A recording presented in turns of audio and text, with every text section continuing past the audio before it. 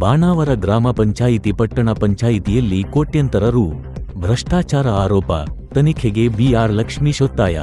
ಹಾಸನದ ಬಾಣಾವರ ಗ್ರಾಮ ಪಂಚಾಯಿತಿ ಹಾಗೂ ನಂತರ ಪಟ್ಟಣ ಪಂಚಾಯಿತಿಯಾಗಿ ಪರಿವರ್ತನೆಯಾದ ಅವಧಿಯಲ್ಲಿ ನಡೆದಿರುವುದಾಗಿ ಆರೋಪಿಸಲಾಗಿರುವ ಅಕ್ರಮಗಳು, ಭ್ರಷ್ಟಾಚಾರ, ಅಧಿಕಾರ ದುರುಪಯೋಗ ಮತ್ತು ಸರ್ಕಾರಿ ಹಣದ ದುರ್ವಿನಿಯೋಗ ಕುರಿತು ಸಮಗ್ರ ತನಿಖೆ ನಡೆಸುವಂತೆ ಅರಸೀಕೆರೆ ತಾಲೂಕು ಕರ್ನಾಟಕ ಕೃಷ್ಣ ವೇದಿಕೆ ತಾಲೂಕು ಗೌರವಾಧ್ಯಕ್ಷ ಬಿಆರ್ ಲಕ್ಷ್ಮೀಶ್ ಆಗ್ರಹಿಸಿದರು. ಪತ್ರಿಕಾಗೋಷ್ಠಿಯಲ್ಲಿ ಗರುವಾರ ಮಾತನಾಡಿ, ನವೆಂಬರ್ 2023 ರಿಂದ ಜೂನ್ 30, 2026 ರವರೆಗೆ ಪಂಚಾಯಿತಿಯಲ್ಲಿ ನಡೆದಿರುವ ಆಡಳಿತಾತ್ಮಕ ಹಾಗೂ ಆರ್ಥಿಕ ವ್ಯವಹಾರಗಳನ್ನು ಸಂಪೂರ್ಣವಾಗಿ ತನಿಖೆಗೆ ಒಳಪಡಿಸಬೇಕು. ಈ ಅವಧಿಯಲ್ಲಿ ಕಾರ್ಯನಿರ್ವಹಿಸಿದ್ದ ಪಂಚಾಯಿತಿ ಅಭಿವೃದ್ಧಿ ಅಧಿಕಾರಿಗಳು, ಕಾರ್ಯದರ್ಶಿಗಳು, ಬಿಲ್ ಕಲೆಕ್ಟರ್ಗಳು, ಮಾಜಿ ಅಧ್ಯಕ್ಷರು ಹಾಗೂ ಪಟ್ಟಣ ಪಂಚಾಯಿತಿಯ ಮುಖ್ಯಾಧಿಕಾರಿಗಳ ಆಡಳಿತದ ಮೇಲೆ ಗಂಭೀರ ಆರೋಪಗಳನ್ನು ಮಾಡಿದರು. ಮಾಜಿ ಪಿಡಿಒ ಕುಮಾರಸ್ವಾಮಿ, ಪಿಡಿಒಗಳಾದ ಧರ್ಮೇಂದ್ರ ಕುಮಾರ್ ಮತ್ತು ಮಣಿಕಂಠ, ಕಾರ್ಯದರ್ಶಿ ಶ್ರೀನಾಥ್, ಬಿಲ್ ಕಲೆಕ್ಟರ್ ರಾಜಪ್ಪ, ಮಾಜಿ ಅಧ್ಯಕ್ಷೆ ಕೆಎನ್ ವೀಣಾ ಸೇರಿದಂತೆ ಸಂಬಂಧಪಟ್ಟ ಆಡಳಿತ ಮಂಡಳಿಗಳ ಅವಧಿಯಲ್ಲಿ ನಡೆದಿರುವ ಎಲ್ಲ ಹಣಕಾಸು ವ್ಯವಹಾರಗಳು ಹಾಗೂ ಕಾಮಗಾರಿಗಳ ಕುರಿತು ಸ್ವತಂತ್ರ ಸಂಸ್ಥೆಯಿಂದ ತನಿಖೆ ನಡೆಸಬೇಕು ಎಂದರು. 15ನೇ ಹಣಕಾಸು ಆಯೋಗದ ಅನುದಾನ ದುರುಪಯೋಗ ಆರೋಪ, ಆಯೋಗದ ಅನುದಾನದಡಿ ಕೈಗೊಂಡ ವಿವಿಧ ಅಭಿವೃದ್ಧಿ ಕಾಮಗಾರಿಗಳಲ್ಲಿ ನಿಯಮಗಳನ್ನು ಉಲ್ಲಂಘಿಸಿ ಕೋಟ್ಯಂತರ ರೂಪಾಯಿ ದುರುಪಯೋಗ ಮಾಡಲಾಗಿದೆ ಎಂದು ದೂರಿದರು. ಸಿಸಿ ರಸ್ತೆ, ಚರಂಡಿ, ಸಾರ್ವಜನಿಕ ಸ್ಮಶಾನ ಅಭಿವೃದ್ಧಿ, ಕಾಂಪೌಂಡ್ ನಿರ್ಮಾಣ, ಶಾಲಾ ಆವರಣ ಅಭಿವೃದ್ಧಿ, ವಿದ್ಯುತ್ ಉಪಕರಣಗಳ ಖರೀದಿ, ಕುಡಿಯುವ ನೀರಿನ ಪೈಪ್ಲೈನ್ ಸೇರಿದಂತೆ ಹಲವು ಕಾಮಗಾರಿಗಳಲ್ಲಿ ಕಳಪೆ ಕಾಮಗಾರಿ ನಡೆಸಿ ನಕಲಿ ಬಿಲ್ಗಳ ಮೂಲಕ ಸರ್ಕಾರಿ ಹಣವನ್ನು ದುರ್ಬಳಕೆ ಮಾಡಲಾಗಿದೆ ಎಂದು ದೂರಿದರು. ಕೇವಲ 3 ತಿಂಗಳ ಅವಧಿಯಲ್ಲಿ ಸಾರ್ವಜನಿಕ ಸ್ಮಶಾನದ ಸ್ವಚ್ಛತೆ, ಕಾಂಪೌಂಡ್, ತಂತಿಕಂಬ ಸೇರಿದಂತೆ ವಿವಿಧ ಕಾಮಗಾರಿಗಳಿಗೆ ಸುಮಾರು 18 ರಿಂದ 20 ಲಕ್ಷ ರೂಪಾಯಿ ವೆಚ್ಚ ತೋರಿಸಲಾಗಿದ್ದು, ಕಾಮಗಾರಿಯ ಮೌಲ್ಯಕ್ಕಿಂತ ಹಲವು ಪಟ್ಟು ಅಧಿಕ ಬಿಲ್ ಮಾಡಲಾಗಿದೆ ಎಂಬ ಆರೋಪವೂ ದಾಖಲಾಗಿದೆ. ಗ್ರಾಮ ಪಂಚಾಯಿತಿಯ ಖಾಲಿ ನಿವೇಶನಗಳು, ಗೋಮಾಳ ಜಾಗ, ಗ್ರಾಮಠಾಣ, ಕೆರೆ ಪ್ರದೇಶ, ಸಿಎ ಜಾಗ ಸೇರಿದಂತೆ ಸಾರ್ವಜನಿಕ ಆಸ್ತಿಗಳನ್ನು ನಿಯಮಬಾಹಿರವಾಗಿ ಖಾತೆ ಮತ್ತು ಈ ಸ್ವತ್ತು ನೀಡಿ ಖಾಸಗಿ ವ್ಯಕ್ತಿಗಳ ಹೆಸರಿಗೆ ದಾಖಲಿಸಲಾಗಿದೆ ಎಂದು ದೂರಿನಲ್ಲಿ ಉಲ್ಲೇಖಿಸಲಾಗಿದೆ ಎಂದರು. ಜವಾಬ್ದಾರಿ ಯಾವುದೇ ಕಾರಣಕ್ಕಲ್ಲಿ ಇರ್ತಕ್ಕಂಥ ಉದ್ದ ಅಳತೆಗಳು ಮಿಸ್ಯೂಸ್ ಆಗಂಗಿಲ್ಲ. ಆ ಉದ್ದ ಅಳತೆಗಳನ್ನ ಇವರು ಈ ಮನಸ್ಸೋ ಇಚ್ಛೆ ಅದಕ್ಕೆ ಬಾರ್ 1, ಬಾರ್ ಎ ಏನೋ ಕೊಡೋದು, 15, 25 ಇದ್ರೆ ಅದು 35, 25 ಮಾಡೋದು, ಹಿಂಗೆಲ್ಲ ಮಾಡಿ ವೈಟ್ನರ್ ಹಾಕಿ ತಿದ್ದಿ ತೀಡಿ ಅದನ್ನು ಬುಕ್ಕೆ ಅಲ್ಲ ಅನ್ಸ್ಬಿಟ್ಟಿದ್ದಾರೆ. ಅದು ಸುಮಾರು ಪುರಸಭೆ ಆಗಿದ್ದು 1935 ಇಸ್ವಿಲಿ, ಈ ಸ್ವತಂತ್ರ ಪೂರ್ವಕ್ಕಿಂತ ಮುಂಚೆನೇ ಆಗಿತ್ತು ಬಾಣಾವರ ಪುರಸಭೆ.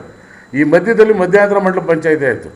ಆ ಮಧ್ಯಂತರ ಮಂಡಲ ಪಂಚಾಯಿತಿ ಜನಸಂಖ್ಯೆ ಕಡಿಮೆ ಆಧಾರಿತವಾಗಿ ಆದ ನಂತರ ಆ ಮಧ್ಯಂತರ ಮಂಡಲ ಪಂಚಾಯಿತಿಯಿಂದ ಮತ್ತೆ ಗ್ರಾಮ ಪಂಚಾಯಿತಿಯಾಗಿ, ಗ್ರಾಮ ಪಂಚಾಯಿತಿಯಿಂದ ಈಗ ನಾವೆಲ್ಲರೂ ಸೇರಿ ಬಾಣಾವರ ಗ್ರಾಮಸ್ಥರು ಹಣ ಇದು ಮೇಲ್ದರ್ಜೆಗೆ ಏರಿಸಿ ಪಟ್ಟಣ ಪಂಚಾಯಿತಿ ಮಾಡಿ ಅಂತ ನಾವು ಯಾವಾಗ ಬಲವಂತ ಊರಿನ ಜನ ಎಲ್ಲ ಒಕ್ಕೂರಿನಿಂದ ಕೂಗ್ತೋ ಆ ಸಂದರ್ಭದಲ್ಲಿ MLAರು ಶಿವಲಿಂಗೇಗೌಡರು ಇದಕ್ಕೆ ಮನಸ್ಸು ಮಾಡಿ ಸುಮಾರು ಒಂದು 10 ವರ್ಷದ ನಿರಂತರವಾದ ಹೋರಾಟಕ್ಕೆ ಅವತ್ತು ಒಂದು ಜಯ ತರಿಸ್ಕೊಟ್ಟು ಅದಕ್ಕೆ ಪಟ್ಟಣ ಪಂಚಾಯಿತಿಯಾಗಿ ಪರಿವರ್ತನೆ ಮಾಡೋದಕ್ಕೆ ಶಿವಲಿಂಗೇಗೌಡರು ಮುಖ್ಯ ಕಾರಣ. ಅವ್ರು ಮಾಡಿದ ನಂತರ ಇವ್ರಿಗೆ ಗೊತ್ತಾಗೋಯ್ತು ಇದು ವ್ಯವಸ್ಥೆ, ಗ್ರಾಮ ಪಂಚಾಯಿತಿ ಆಡಳಿತ ವ್ಯವಸ್ಥೆಗೂ ಇದು ಪಟ್ಟಣ ಪಂಚಾಯಿತಿ ಆಡಳಿತ ವ್ಯವಸ್ಥೆಗೂ ಭಾರಿ ಬಿರುಕಿದೆ. ಇದು ನಾವೇ ಒಂದು ಇಲಾಖೆ, ಇವರೇ ಒಂದು ಇಲಾಖೆ, ಈಗ ಇರ್ತಕ್ಕಂಥ ರೆಕಾರ್ಡ್ಗಳನ್ನೆಲ್ಲ ಕೊಟ್ಬಿಡೋಣ, ಕೊಡಬೇಕಾದ್ರೆ ಏನಿದೆ ಎಲ್ಲ ಗುಡಿಸ್ಬಿಟ್ಟು ಖಾಲಿ ಮಾಡಿ ಕೊಟ್ಬಿಡೋಣ ಅಂತ ಒಂದು ತೀರ್ಮಾನಕ್ಕೆ PDOಗಳು ಬಂದ್ಬಿಟ್ರು.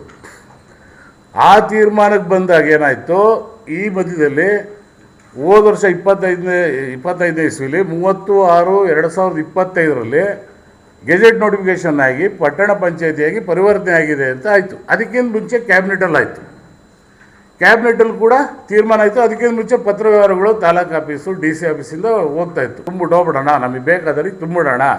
ಆಮೇಲೆ ಮುಂದೆ ಪಟ್ಟಣ ಪಂಚಾಯಿತಿ ಆದಾಗ ಅಧ್ಯಕ್ಷರು ಇರ್ತಾರೋ ಹೋಗ್ತಾರೋ ನಮ್ಮದು ಏನೂ ಗೊತ್ತಾಗ್ತಾ ಇಲ್ಲ. ಇದು ಪಟ್ಟಣ ಅದಕ್ಕೊಂದು ಕಾನೂನಿದೆ.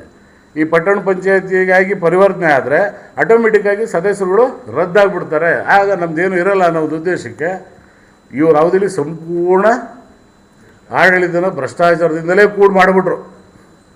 ಆಮೇಲೆ ಕಾಮಗಾರಿಗಳ ಬಗ್ಗೆ ಹೇಳೋಂಗಿಲ್ಲ. ಕಾಂಪೌಂಡ್ ಕಟ್ಟಿದರೆ ಕಾಂಪೌಂಡ್ ಮೇಲ್ಗಡೆ 3 ಲೈನು ಇಟ್ಟಿಗೆ ಇಡೋದು, ಆಲೋ ಬ್ರಿಕ್ಸು, ಹೊಸದಾಗಿ ಕಾಂಪೌಂಡ್ನ ಮಾಡ್ದಂಗೆ ಬಿಲ್ ಮಾಡೋದು.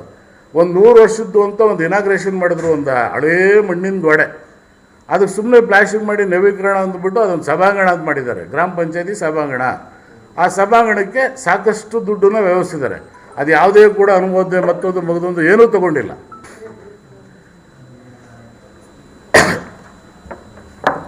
ಅನುಮೋದನೆ ಏನೂ ತಗೊಳದಲೆ ಹಣಕಾಸಲ್ಲಿ ಅಲ್ಲಿ ಬರದ ಒಳೆ ನೀರು ಹರಿದಂಗೆ ಹರಿಯುತ್ತೆ. ಅಲ್ಲಿ ಪುರಸಭೆ ಆಗಿದ್ದು ಹಿಂದೆ ಅದೇ ಏನು ಟ್ಯಾಕ್ಸು ಮತ್ತೊಂದು ಏನಿತ್ತು ಅದೇ ಕಂಟಿನ್ಯೂ ಆಗಿ ಮಂಡಲ ಪಂಚಾಯತಿಯಿಂದ ಗ್ರಾಮ ಪಂಚಾಯತಿಗೆ ಅದು ನಿರಂತರವಾಗಿ ಬಂತು. ಆ ಬಂದಂಥ ದುಡ್ಡು ಇವ್ರಿಗೇನಾಯ್ತು, ಯಥೇಚ್ಛವಾಗಿ ಅಲ್ಲಿ ಬರ್ತಕ್ಕಂಥ ಏನೇ ಗೌರ್ಮೆಂಟಿಂದ ಬರೋ ದುಡ್ಡಿಗಿಂತ ಸ್ಥಳದಲ್ಲಿರ್ತಕ್ಕಂಥ ಉತ್ಪನ್ನನೇ ಜಾಸ್ತಿಯಾಗಿ ಅದ್ರದ್ದು ಆ ಕಂದಾಯ ಇವರಿಗೆ ಇತಿಮಿತಿ ಇಲ್ದಂಗೆ ಒಬ್ಬೊಬ್ಬರು 1 ಲಕ್ಷ 2 ಲಕ್ಷ 5 ಲಕ್ಷನ ಒಂದೇ ದಿನದಲ್ಲಿ 10 ಲಕ್ಷ 5 ಲಕ್ಷ 10 ಲಕ್ಷ ಒಂದು ತಿಂಗಳಲ್ಲಿ 30-35 ಲಕ್ಷ ಜೆ ವರ್ಕ್ ಆಗಿದೆ. ಜಲ್ ಜೀವನ್ ಯೋಜನೆ ಅಡಿಯಲ್ಲಿ ನೀರಾವರಿ ಪ್ರತಿಯೊಬ್ಬರು ಮನೆಗೂ ಕೊಟ್ಟಿದ್ದಾರೆ. ಆ ಜೆ ವರ್ಕನ್ನ ಪೈಪ್ಲೈನ್ ಮಾಡಿರ್ಬೇಕಾದ್ರೆ ಮನೆಗೆಲ್ಲ ಕೊಟ್ಟು ಮೀಟ್ರ್ ಹಾಕಿರ್ಬೇಕಾದ್ರೆ ನೀರು ಎಲ್ಲರಿಗೂ ಕರೆಕ್ಟಾಗಿ ಬರ್ತಾ ಇದೆ.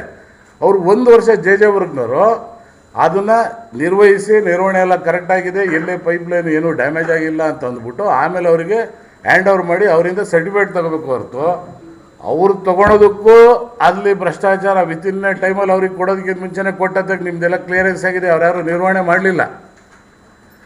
ಈ ಜೆ ವರ್ಕ್ ಜಲ್ ಜೀವನ ಯೋಜನೆ ಅಡಿಯಲ್ಲಿ ನೀರಿಂದೆಲ್ಲ ಸಮಗ್ರವಾಗಿ ಇಡೀ ಬಾಣಾವರಕ್ಕೆ ಆಗಿರ್ಬೇಕಾದ್ರೆ ಇವ್ರು ಯಾವುದಕ್ಕೆ ನೀರು ಖರ್ಚು ಮಾಡಿದ್ರು ಅಂತ ಗೊತ್ತಾಗಲಿಲ್ಲ.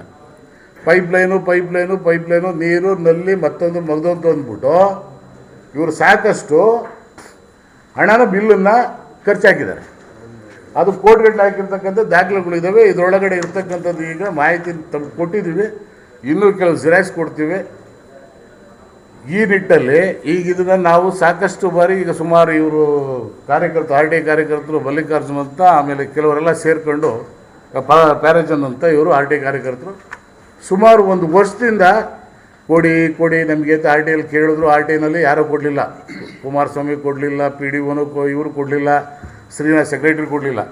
ಅದನ್ನು ಮೇಲ್ಗಡೆ ದೂರು ತಗೊಂಬಂದು ಜಿಲ್ಲಾ ಪಂಚಾಯತಿ ಚೀಫ್ ಸೆಕ್ರೆಟರಿಯವರಿಗೆ ಕೊಟ್ಟು ಇದ್ರ ಬಗ್ಗೆ ಏನೂ ಆಗ್ತಿಲ್ಲ ಅಂತ ಅವ್ರು ಅದಕ್ಕೆ ಮಾಡಿದ್ರು, ಹೋಲ್ಡ್ ಮಾಡಿ ಅದನ್ನು ಲಾಸ್ಟಿಗೆ ಈ 36/2025 ಪಟ್ಟಣ ಪಂಚಾಯತಿ ಪರಿವರ್ತನೆ ಆಯ್ತಲ್ಲ, ಪರಿವರ್ತನೆ ಆದಮೇಲೆ ಅಲ್ಲಿವರೆಗೂ ಇದ್ದು ಅದರ ಒಂದು 6 ತಿಂಗಳಾದಮೇಲೆ ಈಗ ಇದು ನಮ್ಮ ಹತ್ರ ಕೊಡೋದಕ್ಕೆ ಬರಲ್ಲ, ಇದು ಪಟ್ಟಣ ಪಂಚಾಯತಿ ಇದೆ, ಇದು